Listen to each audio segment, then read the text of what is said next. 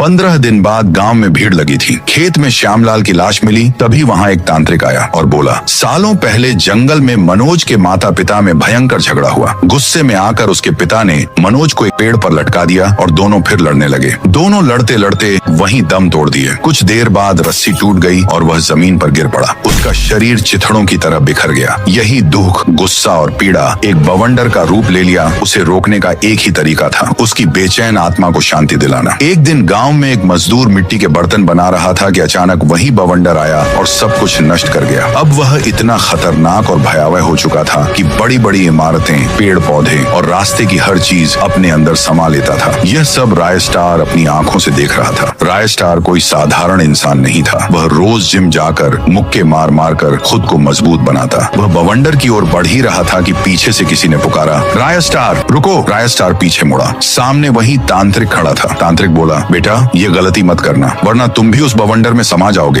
राय star ने कहा, बाबा इस बवंडर को खत्म करने का कोई तो उपाय होगा। तांत्रिक बोला, हाँ बेटा, अगर तुम साहोर देवता को अपनी तपस्या से प्रकट कर सको तो इस बवंडर का अंत निश्चित है। राय स्टार ने पूछा, बाबा साहोर देवता कहाँ मिलेंगे? तांत्रिक बोला, इसके लिए तुम्हें यहाँ से 1000 किलोमीटर दूर हिमालय पर्वत के पास जाना होगा। वहाँ एक नदी बहती है और उसके बीचों बीच एक विशाल चट्टान है। उसी पर एक सफेद पेड़ खड़ा है। अगर तुम वहाँ सच्चे मन से तपस्या करोगे तो वही सफेद पेड़ साहोर देवता का रूप ले लेगा। राय स्टार तत्काल टेलीपोर्ट मशीन में गया और सीधे हिमालय पहुँच गया। वहाँ लंबी नदियाँ, ठंडी हवाएं और अद्भुत नजारा फैला हुआ था। नदी के बीच बड़ी चट्टान पर वही सफेद पेड़ खड़ा था। राय स्टार वहाँ बैठ गया और लगातार कई दिनों तक बिना खाए पिए तपस्या करता रहा। आखिरकार साहोर देवता प्रकट हुए। देवता बोले, बेटा बताओ मैं तुम्हारी क्या सहायता कर सकता हूँ? राय स्टार बोला, बाबा उस बवंडर को खत्म कर दीजिए, उसने पूरे गांव में आतंक मचा रखा है। साहोर देवता बोले, ठीक है। दोनों फिर टेलीपोर्ट मशीन से गांव लौट आए। वहीं दूसरी ओर बवंडर तेजी से लोगों को निगलता जा रहा था। तभी राय स्टार और साहोर प्रकट हुए। साहोर बोला, तुम यहीं रुको बेटा,